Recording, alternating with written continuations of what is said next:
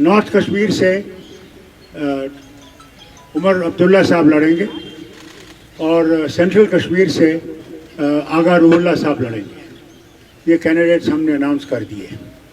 अब जो आपने वो रिलीज़ करना है वो अभी आ रहे हैं। आप तब तक अगर कोई सवाल ववाल हो उमर साहब पकड़ लीजिए। चलिए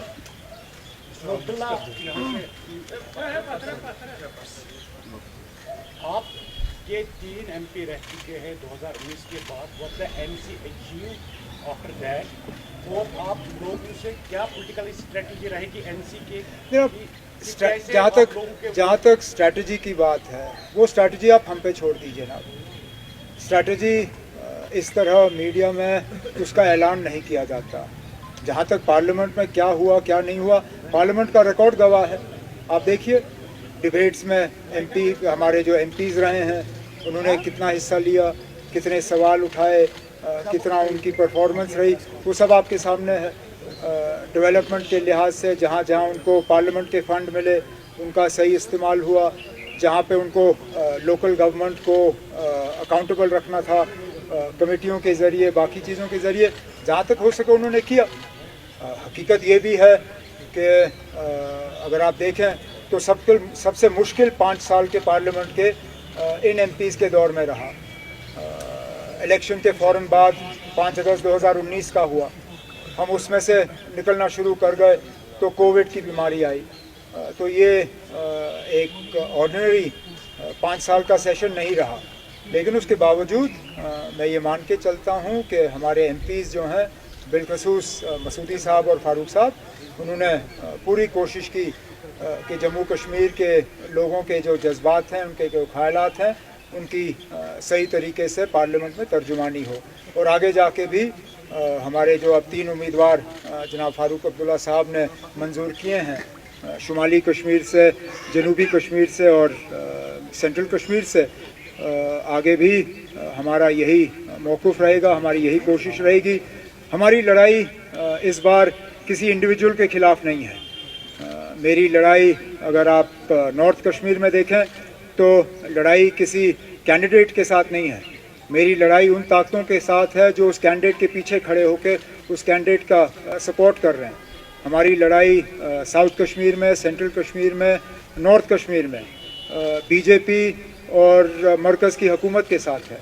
और इसलिए मैंने ये फ़ैसला लिया और तंजीम ने ये फ़ैसला लिया मुझे नॉर्थ कश्मीर से लड़वाने का, क्योंकि मरकज़ का सबसे ज़्यादा ज़ोर अगर आप देखें और BJP का सबसे ज़्यादा ज़ोर जो है वो नॉर्थ कश्मीर पे है। और मैं चाहता हूँ कि नॉर्थ कश्मीर में ही इन ताकतों को जो है शिकस्त दी जाए, और इसलिए तंजीम ने ये सही समझा कि मुझे नॉर्थ कश्मीर से इलेक्शन लड़ने पे जो है हुक्म दिया गया और आगा रूहुल्ला साहब को सेंट्रल कश्मीर से। बात करें, कई सारी पार्टी जो है, अब जैसा कि आपने भी कहा, नॉर्थ कश्मीर में सजाद लोन को सपोर्ट करने जा रही है। क्या आपका समर्थन कांग्रेस वहाँ पे करेगी? आप मुझे पता नहीं आप लोगों को इस बात पे शक क्यों होता है। पिछले दिनों दिल्ली का प्रेस कॉन्फ्रेंस चली, तो दिल्ली में किया तो आप लोग थे नहीं, लेकिन आपके चैनल्स, आपके रिप्रेजेंटेटिव्स तो वहाँ पे थे। क्या उन्होंने, कांग्रेस ने किसी तरह का शक मतलब वहाँ छोड़ा, कोई गुंजाइश रखी शक की? कांग्रेस ने सीधा कहा कि जम्मू कश्मीर लद्दाख की 6 सीटों पे 50-50 पे फैसला हुआ है। 3 सीटों पे वो हमारी मदद करेंगे और 3 सीटों पे हम उनकी मदद करेंगे। जनाब फारूक अब्दुल्ला साहब ने पहले ही जम्मू के दौरे में उधमपुर के उम्मीदवार और जम्मू के उम्मीदवार के लिए प्रोग्राम किए हैं। मैं खुद संडे को अपना प्रोग्राम शुरू कर रहा हूँ और चिनाब वैली से जो है कांग्रेस के उम्मीदवार को जितवाने के लिए नेशनल कॉन्फ्रेंस के अपने साथियों को तैयार कर रहा हूँ। इसी तरह कांग्रेस ने भी हमें अश्योर किया है कि चाहे वो साउथ कश्मीर पीर पंचाल की सीट हो, श्रीनगर की सीट हो या बारामूला की सीट हो, जहाँ जहाँ कांग्रेस का असर रसूख है, जहाँ जहाँ उनके वोट बैंक हैं, उनको नेशनल कॉन्फ्रेंस की कामयाबी के लिए जो है इस्तेमाल किया जाएगा। आपका हो गया। प्राइम मिनिस्टर मोदी जम्मू में है तो उन्होंने फिर एक बार जो है परिवारवाद की बात उठाई है, फैमिली डायनास्टी पॉलिटिक्स की बात उठाई है, और ये भी कहा है कि अब काफ़ी डेवलपमेंट जम्मू कश्मीर की तरफ आएगी, कॉर्पोरेट्स आएंगे। तो इन दो चीज़ों को आप फिर एक बार कैसे देखें? ना, मुझे क्या देखना है इसको? कोई नई बात अगर हो तो उस पर पूछ लीजिए ना। वज़ीर आज़म साहब आके तो यही बात करते हैं। हम उनके मतलब प्रोग्रामों का इंतज़ार करते हैं इस लिहाज से कि उनके मुंह से हम कुछ नया सुने। परिवारवाद तो अब 10 साल हो गए उनको ये कहते हुए, और मैंने बार बार आपसे ये कहा है, बीजेपी को परिवारवाद के खिलाफ कोई मतलब उनको कोई इससे आपत्ति नहीं है। They are not opposed to any sort of families in politics. They are opposed to those families who are opposed to the BJP. आप इस बार देखिए जो उनके मैंडेट की डिस्ट्रीब्यूशन रहे हैं, their mandate distribution almost 1/5 is to people who belong to political families.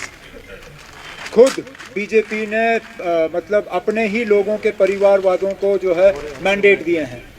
तो अगर बीजेपी के लिए परिवारवाद ठीक है तो उनको हमारे परिवार से क्यों इतनी आपत्ति इसलिए क्योंकि हम उनकी मुखालफत करते रहे थे, करते हैं और करते आएंगे भी। मतलब इसी स्पीच में एक स्टेटमेंट आया है प्राइम मिनिस्टर की तरफ से कि वो दिन दूर नहीं है जम्मू कश्मीर को दोबारा स्टेटहुड भी मिलेगा और इलेक्शन भी होंगे असेंबली में। तो आप इस स्टेटमेंट को कैसे देखते हैं?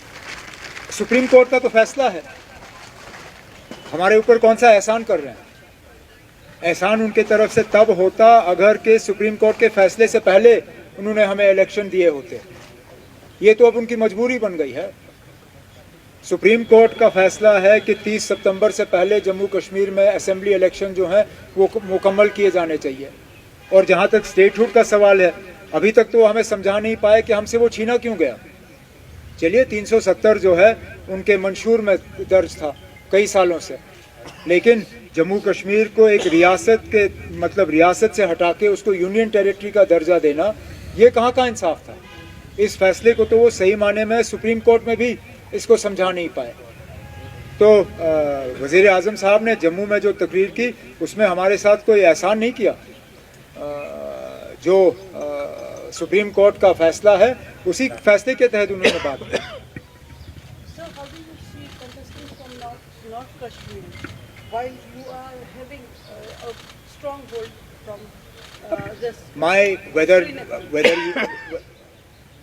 My most recent assembly constituency, thanks to the gerrymandering of the BJP, is actually now part of the North. So I am technically a North Kashmir contestant. So as far as a stronghold is concerned, national conferences strongholds are everywhere, and therefore my fight, as I said earlier, my fight is not against an individual in North Kashmir, nor is it against an individual in the center or the south. It is against New Delhi's attempts to prop up its until recently they were proxies. Now we know they are openly BJP candidates. पिछले दिनों तरुण चुग का यहाँ पे आना, अल्ताफ बुखारी के घर जाना, अल्ताफ बुखारी के घर जाके सजाद लोन को वहाँ हाजिरी पे बुलवाना और उनको वहाँ पे हिदायत देना, ये तो अब खुल्लम खुल्ला जो है ये लोग बीजेपी के इशारे पे काम कर रहे हैं। तो मेरा मुकाबला वहाँ पे किसी एक इंडिविजुअल या किसी रीजनल पार्टी से नहीं है। हमारा मुकाबला जो है सीधा सीधा दिल्ली और बीजेपी है। Prime Minister said that Article 370 was a delusion, and the ground reality in Kashmir proved NC, PDP and Congress a failure because nothing happened on the ground. JNK was not on fire, everything is fine. How do you react to that? I don't think I need to react. We'll let the people react. मैं अब अगर वाकई prime minister के कहने में इतना दम है तो बीजेपी के कैंडिडेट मैदान में उतारिए, बीजेपी के नाम पे वोट मांगिए। आप जो आपने 370 पे किया, जो आप डेवलपमेंट के क्लेम्स करते हो, जो आप नॉर्मलसी के क्लेम्स करते हो, बीजेपी के कैंडिडेट को मैदान में उतारिए और देखिए कि बीजेपी के उम्मीदवार को कितने वोट मिलते हैं। ये जो ए टीम, बी टीम, सी टीम को आप यहाँ प्रॉप अप इस्तेमाल करने की कोशिश कर रहे हैं, ये छोड़िए। जब आप कहते हो कि आपने इतना सारा कुछ किया है, जब आप कहते हो कि जम्मू कश्मीर में जो है हम लोगों ने कुछ नहीं किया, तो ठीक है, फिर हमारी जमानत जब्त हो जानी चाहिए। हमें हराने के लिए इतनी कोशिशें क्यों? हमें हराने के लिए तरुण चुग साहब को, इन लोगों को एक स्टेज पे लाने की क्या जरूरत है? हम तो गए गुजरे हैं, हमने कुछ किया ही नहीं। लोग हमें कबूल नहीं करेंगे। अगर लोग हमें कबूल नहीं करेंगे तो बार बार तकरीरों में हमारा जिक्र क्यों? बार बार अपनी आपकी एजेंसियों का हमारे खिलाफ इस्तेमाल क्यों? बार बार अपनी तकरीरों में हमें क्यों निशाना बनाया जाता है? ठीक है ना, हमने कुछ नहीं किया।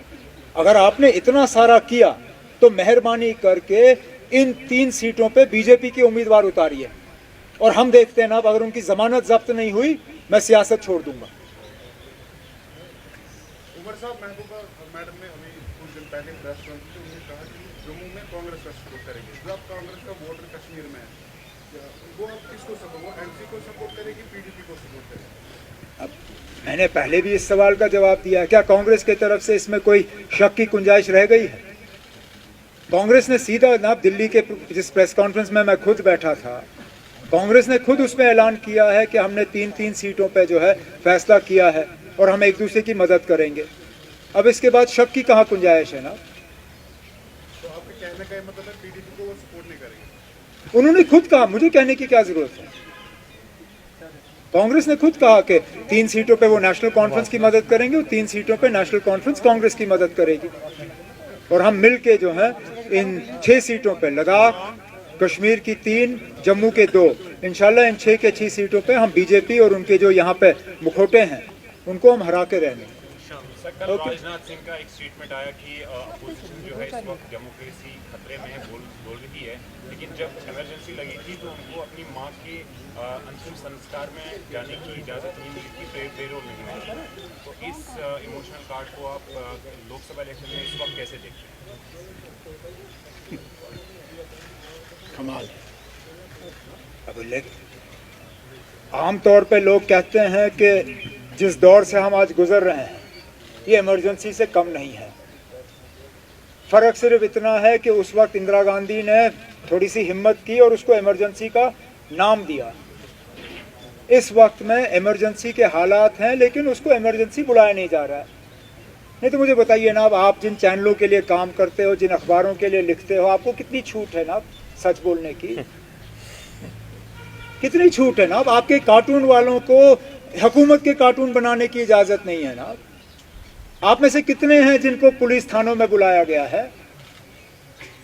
कितने हैं? मैं अब आपसे कहूंगा नहीं कि हाथ ऊपर करिए, लेकिन मैं चेहरे चेहरे से पहचानता हूं ना। अब आप में से कितने हैं जिनको आपके नजदीकी थाने में बुला के आपसे पूछताछ की गई हो कि आपने ये क्यों लिखा या ये बाइट क्यों दी या आपने फलाने का इंटरव्यू क्यों लिया?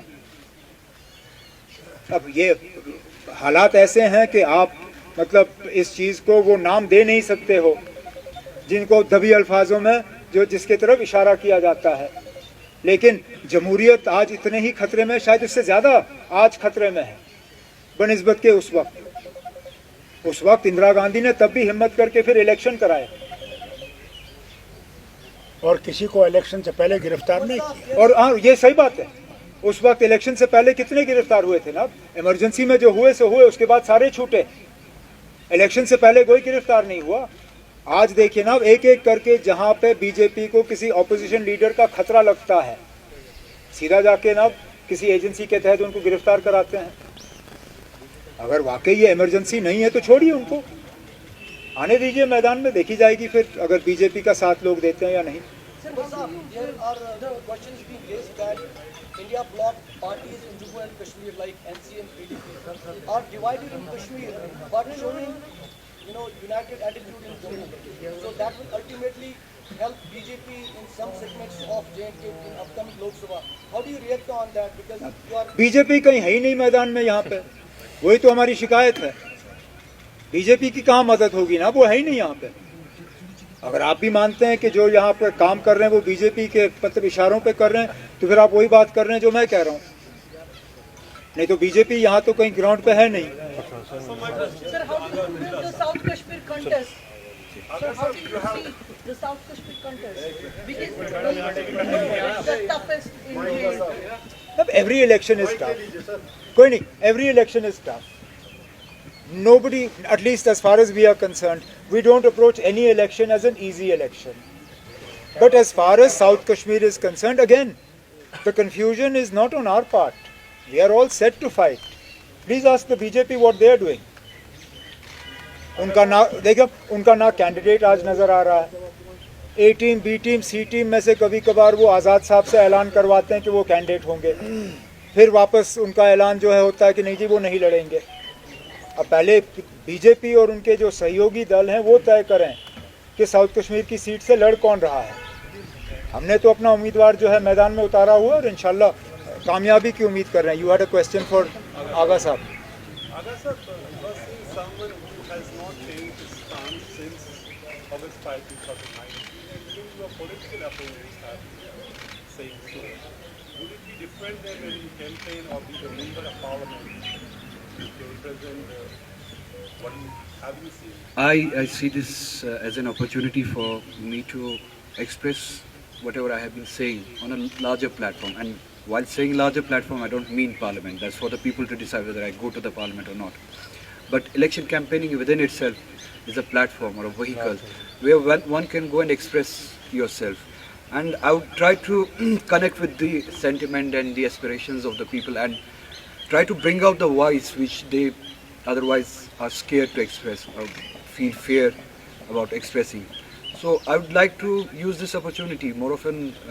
This is an opportunity for me more than electoral outcome. I would like to utilize this opportunity for expressing myself, for expressing more than myself, for expressing the aspirations and sentiments of the people of Jammu and Kashmir. Therefore, to answer your question, this is an opportunity for me to utilize. I heard from you actually wanted unity among the parties. Is that more important than anything else? Are you disappointed that? Unity is always good. I would still stand for unity. Unity is always good, and given the circumstances that we face with, I would have been glad if we all were united. But as I said in that speech also, we all need to introspect from all sides. Where and why did we go wrong, and why do we have to part ways? And we should try to mend ways. We can find unity while being in the electoral competition. And electoral outcome is not the end of the day. We still need to fight unitedly. We still need to fight unitedly for our collective existence. So it's not the end of the day for me. I would like to see the whole society, the whole nation of people of Jammu and Kashmir to one day feel and understand the need of unity. Thank you. जहाँ तक आगा साहब ने जो बात की, आगा साहब ने यहाँ के लोगों के जज्बातों की तर्जुमानी की. अब इनके अल्फाज अलग हो सकते हैं, लेकिन आगा साहब ने वही बात की जो नेशनल कॉन्फ्रेंस ने हमेशा से जो हम करते आए हैं. हमने 2019 का फैसला जो है उसको कबूल नहीं किया. जो जम्मू कश्मीर के साथ हुआ 2019 को, वो हमें काबिल कबूल नहीं है. अब हमारे जो अल्फाज हैं, आगा साहब के जो अल्फाज हैं, उनमें फ़र्क हो सकता है, लेकिन जज्बात वही हैं. तो आगा साहब को मतलब ना अपनी बात बदलनी होगी, ना अपने जज्बात बदलने होंगे, ना अपने बात करने का तरीका बदलना होगा. जहाँ तक आपने इत्तेहाद की बात की, हम सब इत्तेहाद चाहते थे. हम में से कोई ये नहीं चाहता था कि हम अलग अलग प्लेटफॉर्मों पर लड़ें. हमने जिस फार्मूला के तहत सीटों का बंटवारा किया पार्लियामेंट के लिए, हमने बिल्कुल वही फार्मूला इख्तियार किया जो हमने डीडीसी के इलेक्शनों के लिए इस्तेमाल किया.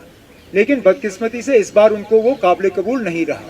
अब जैसे आगा साहब ने कहा, हमने भी कांग्रेस से जब हमारी बात हुई इंडिया अलायंस को लेके सीट शेयरिंग पे, हमने कांग्रेस से ये कहा कि अगर इस पार्लियामेंट इलेक्शन में हमारे कोई पार्टनर हैं पार्टी जिनको हम अकोमोडेट नहीं कर सकते, हम उन्हें अकोमोडेट करने के लिए पार्लियामेंट के लिए अगर दरवाज़ा नहीं तो कम से कम असेंबली के लिए हम दरवाज़ा खुला रखने के लिए तैयार हैं. और हम अपनी बात से पीछे नहीं हटे. हमारी जो लास्ट बात कांग्रेस से हुई, हमारी यही बात रही कि आगे जाके अगर हालात इस तरह के बने, हम पार्लियामेंट में ना सही तो असेंबली के लिए जो है कोऑपरेशन के लिए अपने दरवाजे खुले रखेंगे. बस चलें जी, बहुत बहुत शुक्रिया. एक सेकंड हम ये इस तरह. What are these now? These are all. What do you want us to do? Hold ये them? हाँ, चलिए. ये रिलीज है. We just hold all of them up.